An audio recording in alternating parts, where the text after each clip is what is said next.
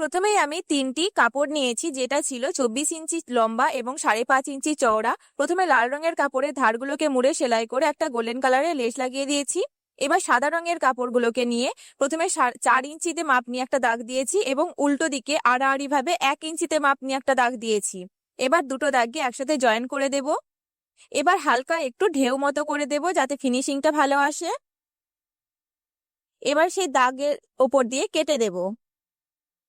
এবার সমান দিকটাকে বেশ ভালো করে মুড়ে সেলাই করে দেব এবং আরো একটা লেস লাগিয়ে দেব। এইভাবে আর একটা কাপড়ও করে নিতে হবে। এবার লাল রঙের যে কাপড়টা ছিল সেটাকে ঠিক এইভাবে ছোট ছোট করে ভাঁজ করে সেলাই করে নিয়েছি।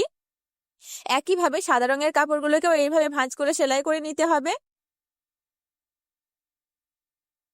দুটো কাপড়কে দুটো আলাদা আলাদা দিকে ভাঁজ করতে হবে। এবার এই যে সাদা রঙের কাপড়গুলো সরু দিকটাকে একসাথে জয়েন করে সেলাই করে দিতে হবে। তারপর লাল রঙের কাপড়টা যেটা ছিল সেটার সাথে এগুলোকে জুড়ে দিতে হবে। এবার আমি এটা নেফা বানিয়ে নিয়েছি, তার জন্য 8 ইঞ্চি লম্বা এবং 2 ইঞ্চি চওড়া কাপড় নিয়ে ঠিক এইভাবে ভাঁজ করে প্রথমে সামনের দিকে সেলাই করে নিয়েছি এবং আরো একবার মুড়ে পেছনের দিকে সেলাই করে নিয়েছি। এবার একটা সেফটি পিনের সাহায্যে ভেতরে একটা উলকে ঢুকিয়ে দিয়েছি। এবার আমরা উপরের অংশটা বানিয়ে নেব। এর জন্য লাল রঙের একটা 15 ইঞ্চি মাপের লম্বা কাপড় নিয়ে সেটাকে প্রথমে লম্বালম্বি ভাবে সেলাই করে ফ্লিপ করে নেব। এবার দুদিকে দুটো লেস লাগিয়ে ঠিক এইভাবে মুড়ে সেলাই করে নিয়েছি এবং ভেতরে একটা উলকে ঢুকিয়ে দিয়েছি। আমাদের ড্রেস একদম রেডি।